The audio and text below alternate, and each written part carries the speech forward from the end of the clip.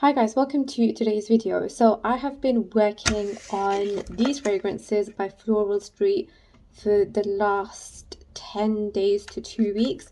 So obviously in the UK we had hit like summer about 2-3 weeks ago, and for the last 2 weeks, especially in the last 3 days, it's been really hot in the UK. So obviously I took the opportunity to try all of the fragrances from the Floral Street collection. So this is a discovery set that I've got, and in here you've got, I think 10 or 8, sorry, you've got 8 fragrances in here. And then also I've got these samples, which is for the sunflower pop and also Iris Goddess. So what I'm going to do is I'm going to tell you my first impression on all of these fragrances, just so you can see if they are suitable for the summer or spring or winter, autumn, which season their fragrances are suitable for, and also how they are, what they're based around. So I'm going to start off with Iris Goddess. This is actually one of my favorites from the collection. Initially, Iris Goddess I thought was a beautiful iris scent. It feels sweet, powdery, and lightly fizzy at first. Then the dry down is around like lightly sweet iris and violet, and still a little bit powdery, but the fizziness kind of disappears.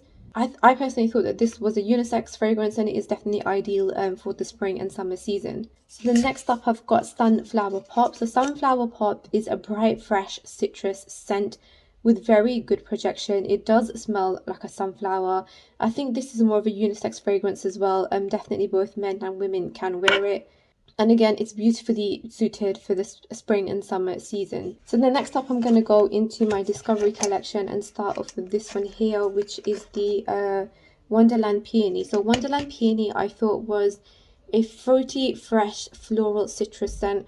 Quite refreshing, more feminine though, but again ideal for the spring and summer season. I thought it was quite awakening and quite tropical at the same time. Then next we're going to move on to Electric Rhubarb. So Electric Rhubarb I thought was more of an oceanic floral scent. It was a little bit aquatic with a breeze, if that makes sense. The rhubarb starts to come out after about 10 minutes, and then the oceanic scent becomes more relaxed. But once the aquatic notes start to go down, I can then see that the dry down is more unisex. So the next up we've got Neon Rose, which is this one over here. I just realised as well that all of the samples look exactly the same, so there's no point in me actually taking the samples out to show you. But I wish I could show you the full bottle, but you can always check it out on the Floral Street website. But I'm going to keep the samples and then show you which one's which. So this one is the Neon Rose. So Neon Rose was more like a sparkly, clean rose with fruity vibes. So imagine like a apple mocktail with rose petals. It's kind of expressive and suited for the spring and summer season, but I thought it was more of like an outdoor party or barbecue scent. And in my opinion, it was slightly more feminine because of the sparkliness. Next one is the blue one over here, which is called Arizona Bloom. So when I first sprayed the Arizona Bloom, I did think it was more of a man scent, but it's actually not. It's very much unisex. So it's like a musky coconut scent with light woody notes. It's actually very different to your normal musky woody scent, and the coconut makes it suitable for spring as well. Wouldn't say it's suited for like a super crazy heat wave though. It's probably not ideal for like the peak of summer, but it can be worn in early winter, autumn, and also spring. Next up we've got this yellow one over here, which is the Wild Vanilla Orchid. So Wild Vanilla Orchid opens up on a citrus note with a light orchid scent. You can feel the vanilla in the background, which comes out more over the first 15 minutes.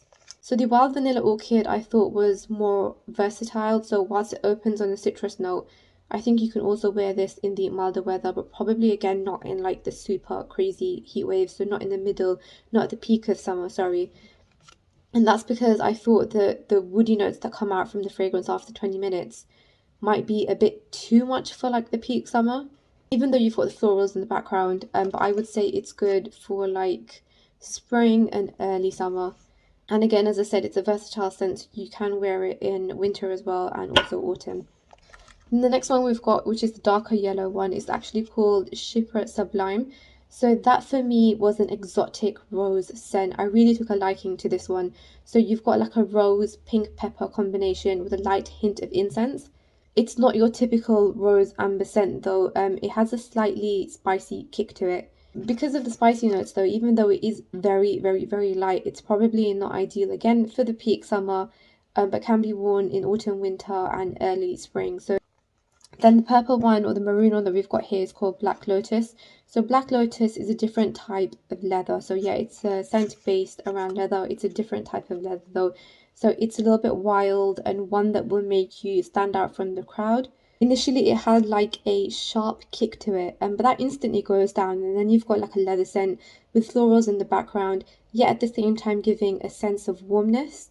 So I thought that that was quite cozy, and again a versatile scent. I can't remember though if it was suitable for summer, but the warmness that it gives definitely makes it suitable for like autumn, winter, and spring. Again, the Black Lotus I thought was a unisex fragrance.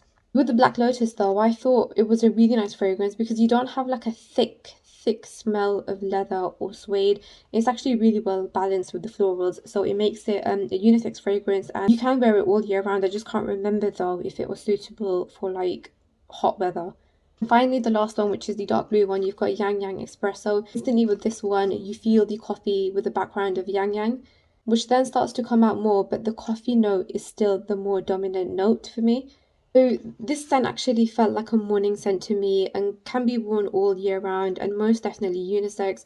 It feels like you're walking through a street of, a street full of coffee shops in Italy early in the morning when it's hot but not at the peak time of the sun, if that makes sense. So you're like walking on a beautiful street in Italy looking for a nice coffee shop to maybe have breakfast or a nice cup of coffee.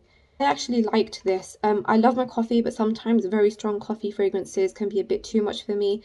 But I thought this one was very well balanced. So those are all of the fragrances from the Floral Street collection. So you've got a different mix there. So you've got some which are suitable all year round, some which are suitable for the summer spring seasons, and some which are suitable for the milder weather. Those were my first impressions of all of them and like a brief overview about what each one smells like.